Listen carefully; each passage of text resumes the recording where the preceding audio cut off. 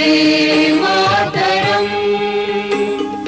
शुभ्रज्योत्स्नां पुलकितयामिनीं पुल्यकुसुमितद्रुमदलशोभिनीं सुहासिनीं सुमधुरभाषिणीं सुखदां वरदां मातरं वन्दे मातरम्। कोटिकोटिकण्ठ